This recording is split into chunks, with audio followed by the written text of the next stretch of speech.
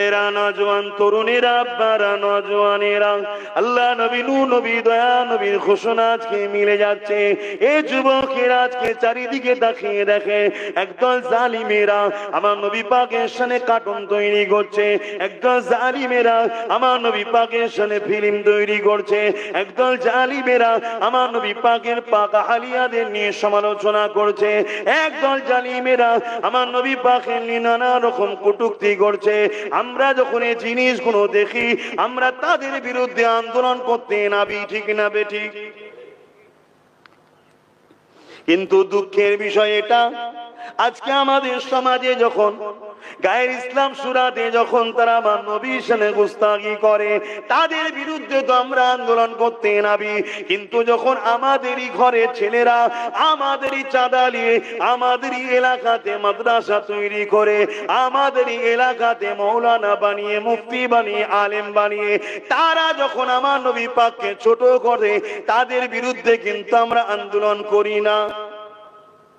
আছে না? না আমি কি বুঝাচ্ছি বুঝতে পারছেন? আজকে যখন অমুসলিম সূরাতে কেউ আমার নবীর বিষয়ে বলে তো আমরা আন্দোলন করি, যখন কেউ মুসলিম সূরাতে দাড়ি টুপি রেখে আমার রসুলকে আমাদের মতো মানুষ বলে, মরে গেছে বলে, শাফাত করতে পারবে না বলে, তখন কই আন্দোলন হয়? কিছু বুঝতে পারছেন? হ্যাঁ,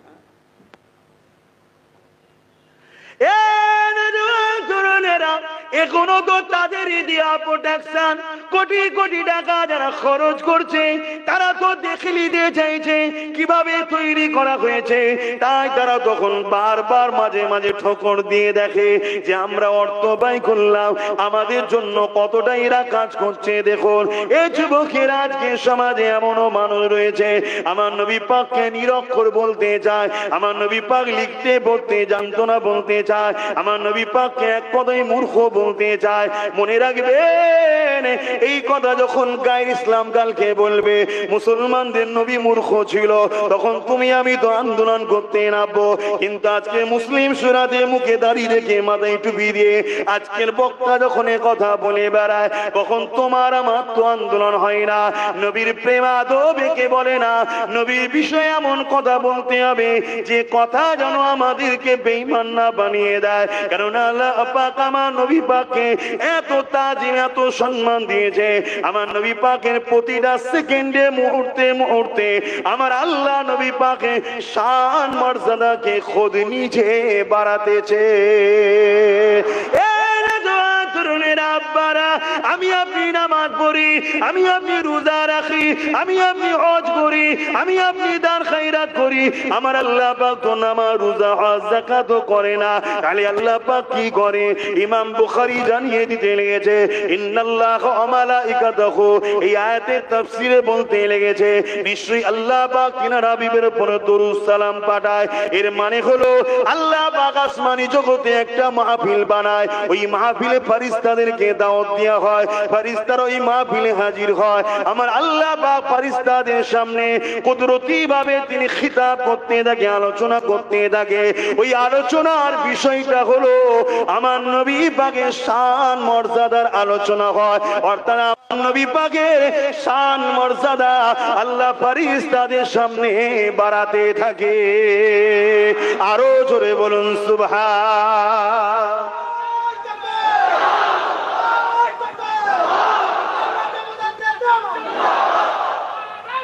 আল্লাহ, আজ যদি আমরা নবীর শান মর্যাদা নিয়ে আলোচনা করি এতে আল্লাহ খুশি হবে না বেজার হবে?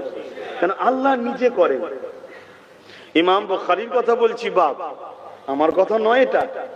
আজকে সেই নবীকে শান মর্যাদা আরে আল্লাহ বাড়িয়েছে, দ্বিতীয় বাড়াবার তো কেউ নাই।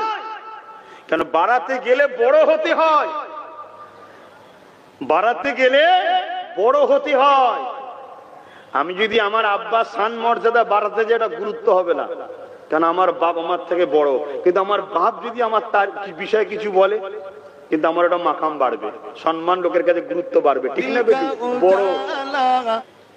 তাহলে নবীর মাকাম নবীর শান পৃথিবীর কোন মানুষের ক্ষমতা নাই বাড়াতে পারে, বাড়াতে গেলে বড় হতে লাগে।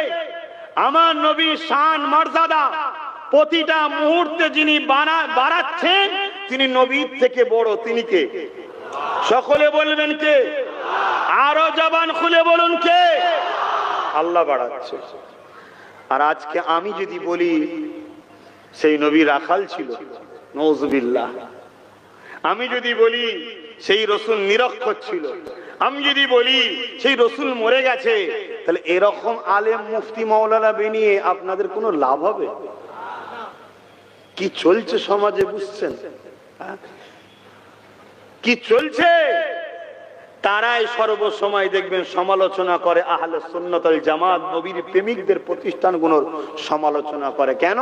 যাতে করে এগুলো উঠতে না পারে, এদের লক্ষ্য এটা। এরপরও আপনাদেরকে সাধুবাদ জানাই, ধন্যবাদ জানাই যে আল্লাহ আপনাদেরকে হিদায়েতের আলো আজও দিয়েছে, যে এত বর্ষা পানির পরও কাদা ভর্তি এলাকার চাষবাসী মানুষ আপনারা, এরপরও আপনারা হাজার হাজার মানুষ আজকে এই বল্লভপুর মাদ্রাসার উন্নতির জন্য ছুটে এসেছেন। এ থেকে আশা রাখা যায় আল্লাহ আপনাদের আখিরাতও ভালাই রেখেছে। বলুন ইনশাআল্লাহ। আরো জোরে বলবেন না ইনশাআল্লাহ? কেন এই সময়টা বড় কঠিন সময়। এখন ভালো রাস্তায় থাকা বড় কঠিন ব্যাপার। এখন ছলে বলে কলে কৌশলে বড় জুব্বা, বড় দাড়ি, বড় পাগড়ি, বড় তসবি দিয়েও আমাদের ঈমান চুরি করছে। বড় বড় স্কলার সেজে ঈমান চুরি করে নিচ্ছে। এরপরও যে আল্লাহ আপনাদের ঘরে সঠিক রাস্তায় রেখেছে, এতে আপনারা খুশি না বেজার? তাহলে আরো একবার বলতে লাগবে না আলহামদুলিল্লাহ? হায় হায় হায়। যে নবী আমার সারাটা জীবন তোমার আমার জন্য কেঁদেছে, এ যুবকেরা, বাবেরা, মায়েরা, একবার কি মনে পড়ে না কাদের সঙ্গে উঠা বসা করব, কাদের সঙ্গে মিশবো, কাদের কাজে যাব, কাদের আলোচনায় বসবো, যাদের জবান থেকে যারা পরিমাণ আমার নবীর শানে গুস্তাগির গন্ধ পাওয়া যাবে, আমার নবীর শানে বদবু খারাপির বাজা পাওয়া যাবে, তাদের থেকে দূরে সরে থাকা, এটাই তো প্রেমিকদের বৈশিষ্ট্য হবে। ঠিক না বেঠিক? সারাটা জীবন যে নবী আমার কেঁদেছেন, এমনও দিন যায়নি, এমনও রাত যায়নি আল্লাহ নবী তোমার আমার জন্য কাঁদেনে।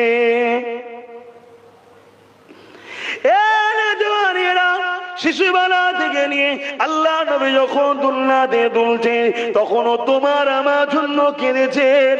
আল্লাহ নবী সংসার জীবনে এমনও দিন গেছে নবী আমার পেটে পাথর বেঁধেছে, তথাপিও নিজের পরিবারের খানার জন্য কেঁদে দোয়া চেয়ে, তথাপিও তোমার আমার জন্য কেঁদে দোয়া চেয়েছে।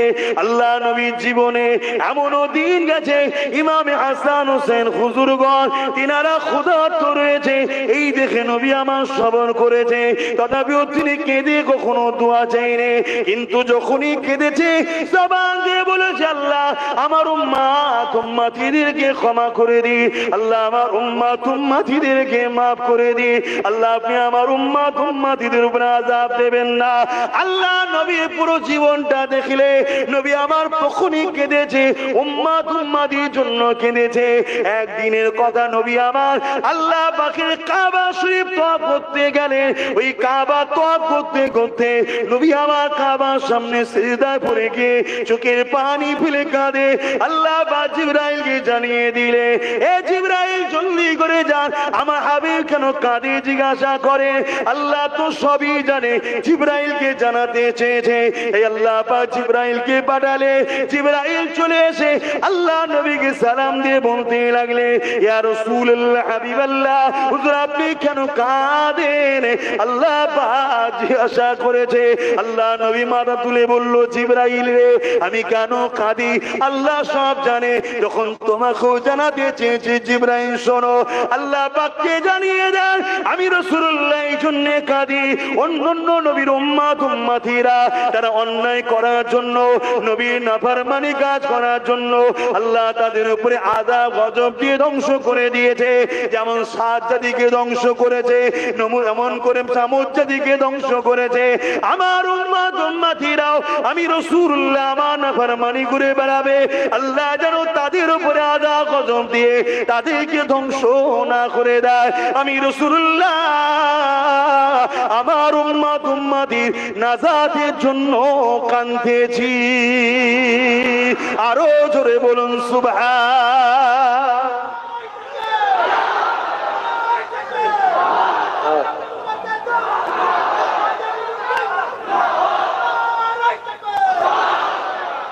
সেই নূর নবীর একজন গোলাম হিসাবে আপনাদের কাছে কি এতটুকু আশা রাখতে পারি না যে শোনা দরকার, আলেমের কাছে যাওয়া দরকার, মুফতি মাওলানা পীর সাহেব মানা দরকার, মানতে হবে, একজন গাইডম্যান তো দরকার, কিন্তু যার কাছে যাবেন একবার দেখবেন না।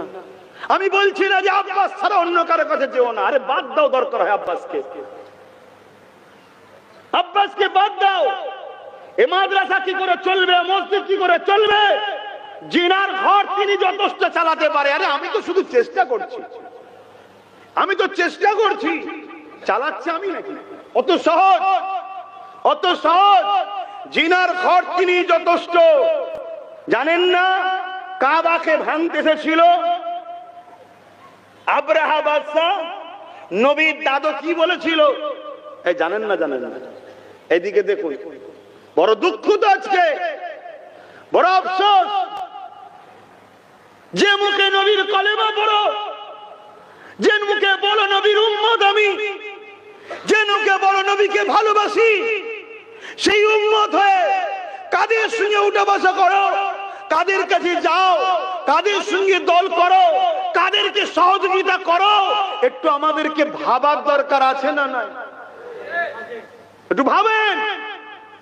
আমি আপনাদেরকে চেষ্টা করছি, আমার মিশন আপনাদের ঘরে নবীর সঙ্গে জুড়ার চেষ্টা করছি, চেষ্টা করছি।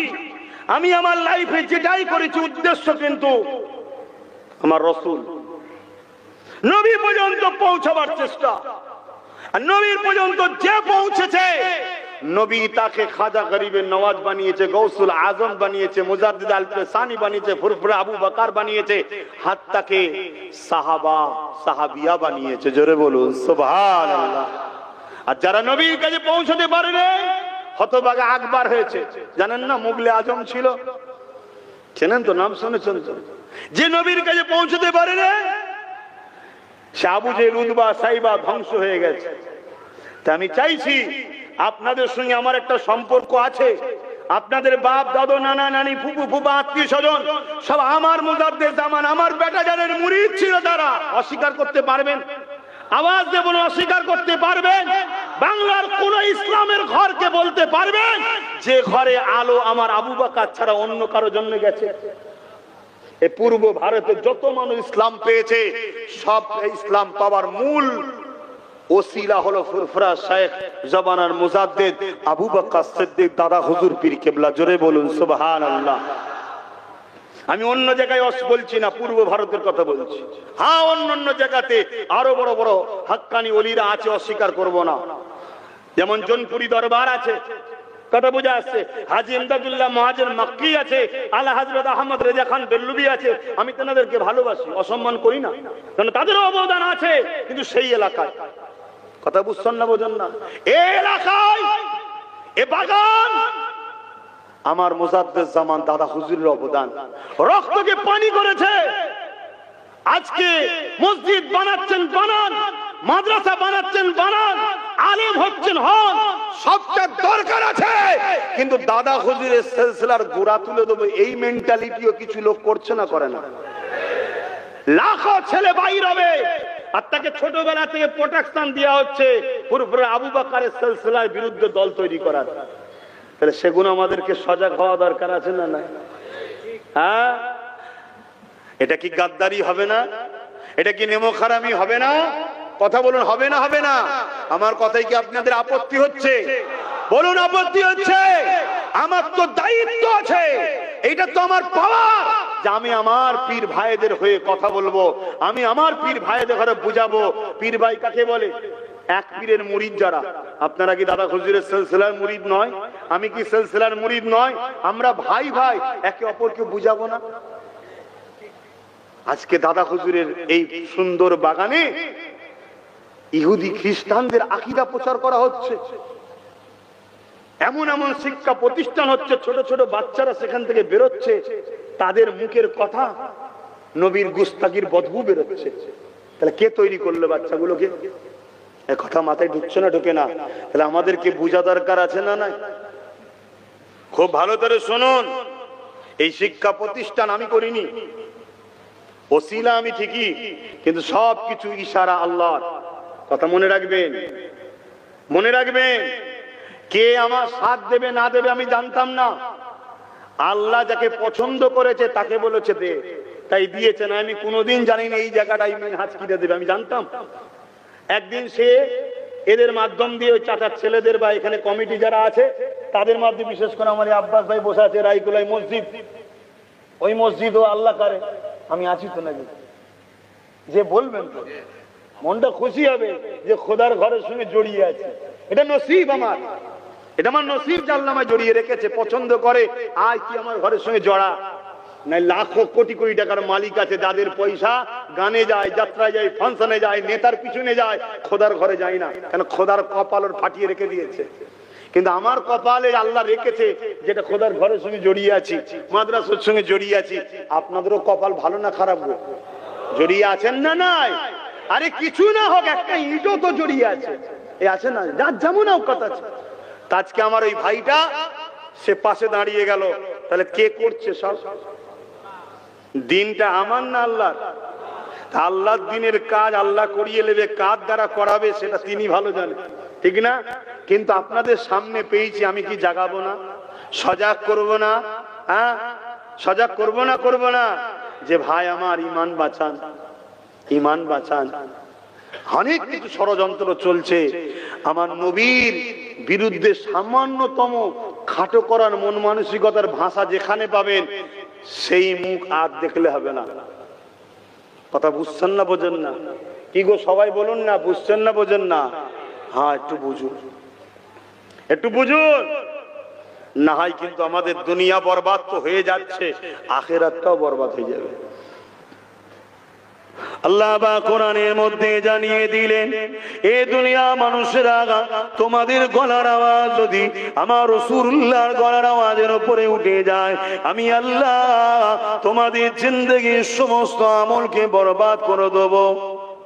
জিন্দেগি বোঝাবার জন্য বলছি, ধরুন 80 বছর বেঁচেছেন, 100টা মসজিদ বানিয়েছেন, 100টা মাদ্রাসা বানিয়েছেন, 60 বার হজ করেছেন, ধরুন এমন করে হাজারো গরিব মানুষদের বিবাহ শাদী দিয়েছেন, কিন্তু কোন একটা সময় আপনার কণ্ঠের আওয়াজ বা আপনার কণ্ঠ থেকে এমন কথা বেরিয়েছে যে কথাটা আমার রাসূলুল্লাহ শানে গুস্তাখিমূলক বা নবীর কথার আওয়াজের থেকে আওয়াজ উঠে গেছে, তাহলে আপনার জিন্দেগির সমস্ত আমলকে আল্লাহ বরবাদ করে দেবে।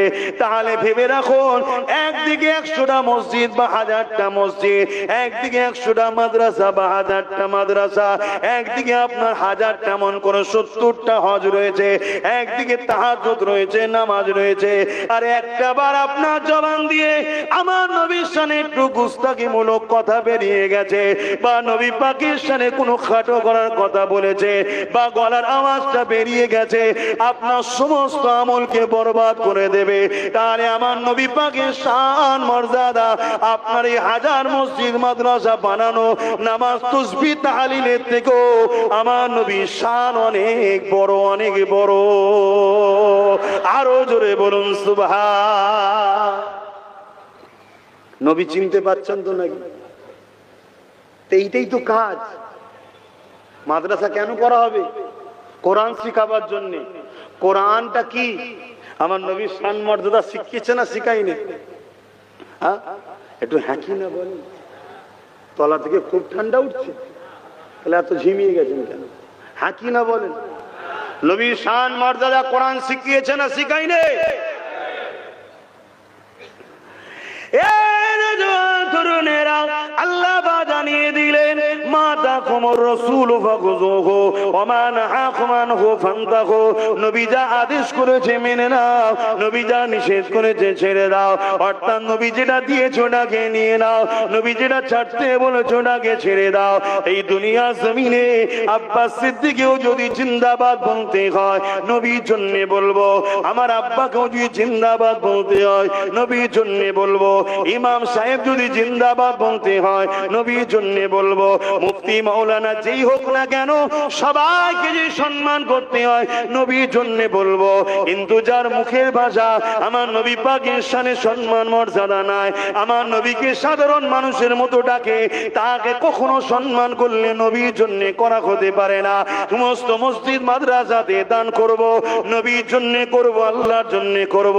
কিন্তু যে মসজিদ মাদ্রাসা থেকে আমার নবীর পক্ষে নয় নবী পাকের বিরুদ্ধে প্রশিক্ষণ দেওয়া হয় সেখানে দান করে কখনো আমরা আল্লাহ ও নবীর পক্ষে আছে বলতে পারি না। এটা তোমার আমার বরবাদ হয়ে যাবে। শুধু দুনিয়া জমিন বরবাদ নয়, আখিরাত বরবাদ হবে। এবং শুধু তোমার বরবাদ নয়, তোমার প্রচেষ্টাতে এমন বীজ দুনিয়ায় রোপণ করে যাচ্ছ, ও যতদিন দুনিয়া জমিনে থাকবে তোমার আমার মতো সাধারণ হাজার হাজার মানুষের ঈমানকে চুরি করবে। এই আলেম বানাতে হবে, হাফেজ বানাতে হবে, মুফতি বানাতে হবে, কিন্তু ওই আলেম ওই হাফেজ বানাওনি যারা হাফেজ আলেম হয়ে নবীর দুশমন তৈরি হবে। কেন? তারা যদি হয় সমাজের মানুষকে ঈমান থেকে নষ্ট করে ফেলবে। এর থেকে তো আলেম উলামা না বানানোটা ভালো। কমসে কম তারা বেঈমান তো বানাতে পারবে না। কেন? সাধারণ লোকের কথা সমাজ শোনে না। হ্যাঁ, যদি কেউ সহযোগিতা করে ওই আলেম বানায়, ওই মুফতি মাওলানা বানায়, যারা দুনিয়ার জমিনে যতদিন থাকবে দুনিয়ার মানুষকে নবীর দিকে ডাকবে, নবী নবী নবী নবী শোনাবে, নবীর কদমে নিয়ে যেতে চাইবে, ওই আলেম হাফেজদের কত সম্মান শোনো। আল্লাহ নবী জানিয়ে দিলে যারা হাফেজ হাক্কানি হবে আমি রাসূলুল্লাহ আমার পক্ষে হবে। আল্লাহ এইরকম হাফেজের ওসিলা করে 70 জন এমন লোককে জান্নাতি করবে যারা কিনা জাহান্নামে ঘোষণা হয়ে যাবে। কিন্তু এই হাফেজে কোরআন দাঁড়িয়ে গিয়ে বলবে, এ রব্বি আল্লাহ পাক, এদেরকে আপনি জাহান্নামে ঘোষণা করেছে দুনিয়ার জমিনে কোনো অন্যায় করার জন্য, কোনো ভুল করার জন্য, কিন্তু এদের একটা ভালো গুণ রয়েছে। আল্লাহ এরা আমাদেরকে সহযোগিতা করেছিল, এরা গাঁটের পয়সা দিয়ে আমাদের থাকার ঘর করেছিল, এরা গাঁটের পয়সা দিয়ে আমাদেরকে খাইয়েছিল। আল্লাহ পাক আজকে দিনে এদেরকে নাজাত দেখতে চায়। ওই হাফেজে হাক্কানির ওসিলা করে আল্লাহ পাক 70 জন এমন জাহান্নামী লোককে আবার জান্নাতি বানিয়ে দেবে। আরো জোরে বলুন সুবহান।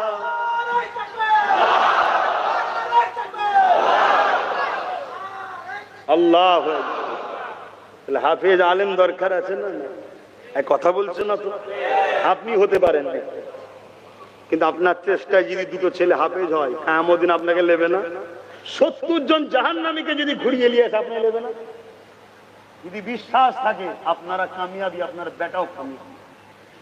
যদি বিশ্বাস থাকে নবীর হাদিসের উপরে, শুনছেন না শোনেন না? তাহলে আল্লাহ আমাদেরকে ভালোবাসে না বাসে না? আমরা একটা হলেও ইট দিয়েছি না দিইনি? সামান্য হলেও দিয়েছি না দিই না? সামান্যটা কিন্তু এমন জায়গায় দিয়েছি এটা অনেক বড় আল্লাহ করে দিয়েছে। জোরে বলুন সুবহানাল্লাহ। এটা তো হাফেজের কথা বললাম, আলেমের কথা শুনবেন না? আলেমের সম্মান কত শুনবেন না?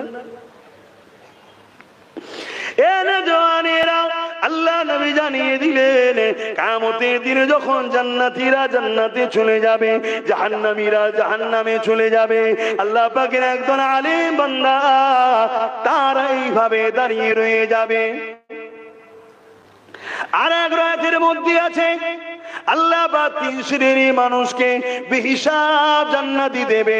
এক শ্রেণী হলো যারা আল্লাহর রাহে নিজের জানকে কুরবান করেছে, শহীদের মরণ হয়েছে, আল্লাহ তাদেরকে বেহিসাব জান্নাতি বানাবে।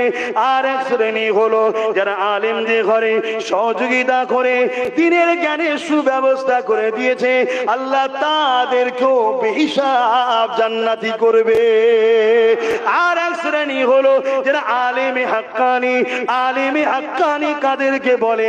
পূজাবার জন্য বলে দিয়ে যায় যাদের হৃদয়ে দেখবেন মুখ খুললে নবীর পক্ষে কথা বেরোয়। নয়। জিন্দাবাদ জিন্দাবাদ। শোনেন, এই যে আমরা সোনা চেক করার জন্য একটা পাথর নিই না, কি পাথর বলে? কোষ্ঠী পাথর। আচ্ছা, সোনা চেক করার জন্য এই যে কোষ্ঠী পাথর ছাড়া অন্য পাথর নেই, আমরা ঠকবো না ঠকবো না? জোরে বলেন। কেন? অন্য পাথরে সোনা চেক করা অরিজিনাল না অরিজিনাল নয় চিনা যাবে না। অরিজিনাল না অরিজিনাল নয় চিনতে গেলে কি পাথর দরকার? কোষ্ঠী পাথর দরকার, তাই তো নাকি? তো মুমিন না মুনাফিক, এটা চিনার কি জিনিস আছে বলুন? মাদ্রাসা করলে মুমিন মুনাফিক চেনা যায়? মসজিদ করলে? হ্যাঁ, এইটাকে চিনতে গেলে মুহাম্মদ রাসূল দ্বারা টেস্ট করতে হয়। জোরে বলুন সুবহানাল্লাহ। তাহলে আলেমে হাক্কানি না আলেমে হাক্কানি নয়, সাধারণ মানুষ জানার জন্য বলে যায় ফলো করুন ওয়াইজিনদের ঘরে, ফলো করুন ইমামদের ঘরে, ফলো করুন মুফতিকে, ফলো করুন পীর সাহেব পীরজাদাকে। কাউকে বাদ দিতে বলছি না, হাতটাকে আমাকেও ফলো করুন। আব্বাস সিদ্দিকীর 100টা জলসা শুনুন, শোনার পরে যদি দেখেন বেশিরভাগ জায়গায় 60 কি 70% জায়গায় নবীর পক্ষে কথা বলছে, নবী নবী করছে, সমাজকে নবী চিনাতে চাইছে, জানবেন এ সঠিক রাস্তায় আছে।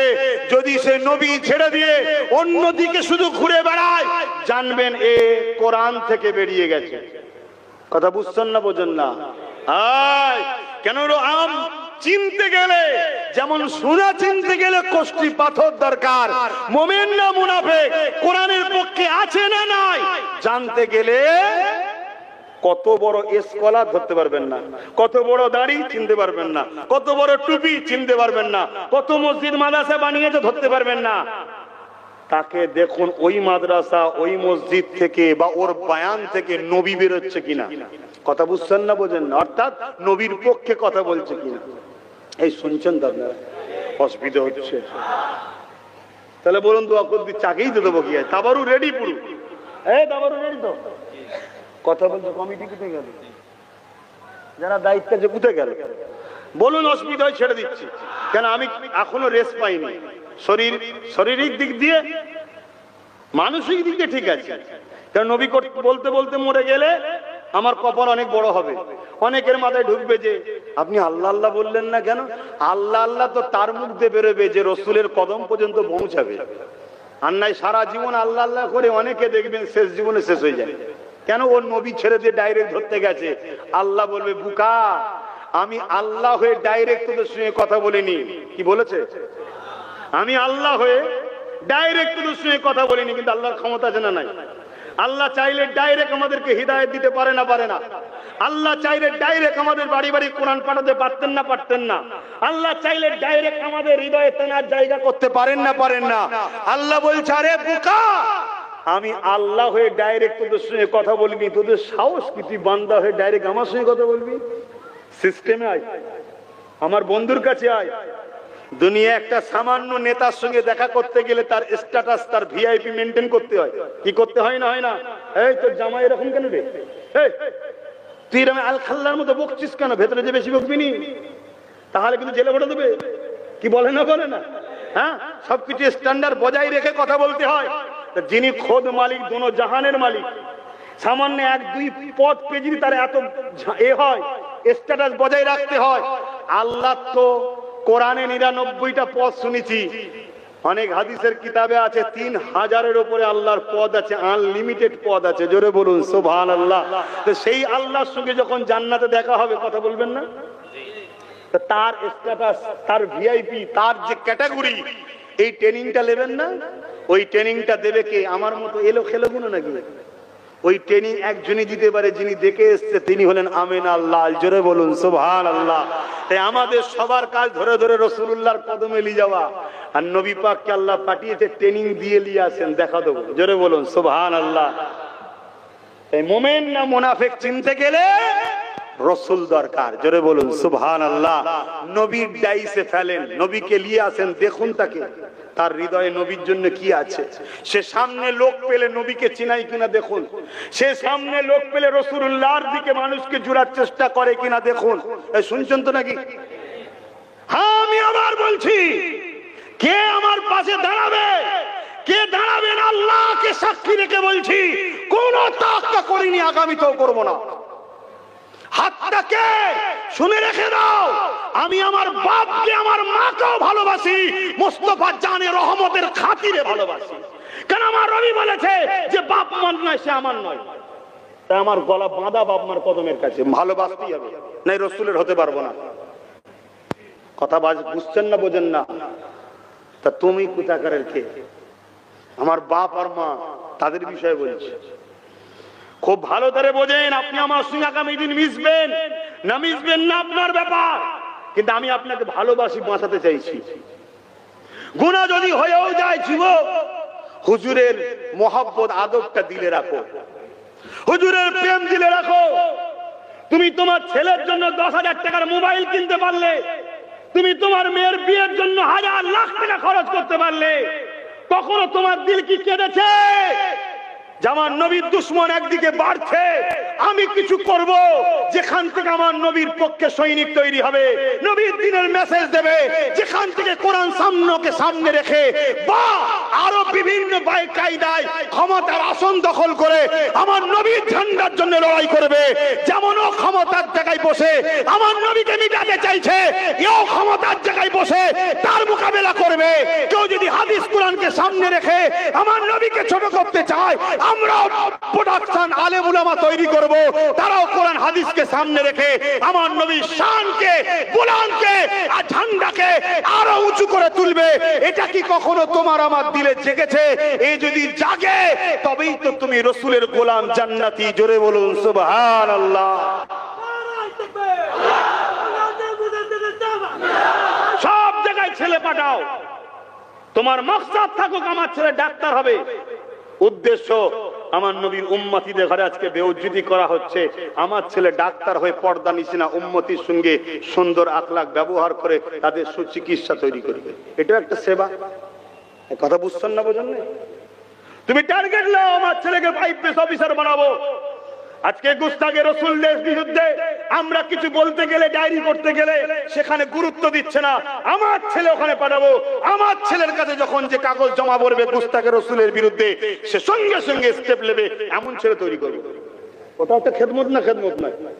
তুমি তৈরি করো, নিজেদের ছেলেদের ঘরে ভালো ভালো জায়গায় পৌঁছাবার চেষ্টা করো।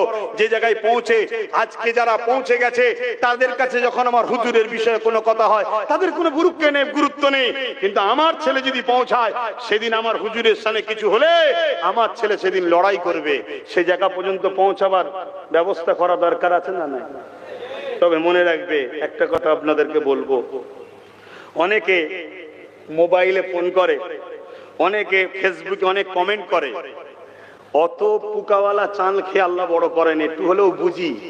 অনেকে বলে তোমার গাছের আম দাও। আরে আমার গাছে সবেতে একটা আম, এক্ষুনি দিয়ে দিলে তো পুরো কানা হয়ে যাবে। দাঁড়া, পুরো ফলন ধরায়। কথা বুঝে আসছে না? না, এতদিন তো কানাই ছিলাম, আজকে এত তাড়াহুড়ো কেন? কিছু মাথায় ঢুকছে না? ঢোকে না? অনেকে পাম দেয়, অনেকে পাম দেয়, নাবাও না নাবাও না। ধরা হয়েছে কোথায়? অত কাঁচা খিলাড়ি নয়, অনেক বুঝে বুঝে বুঝে বুঝে পা ফেলতে হবে।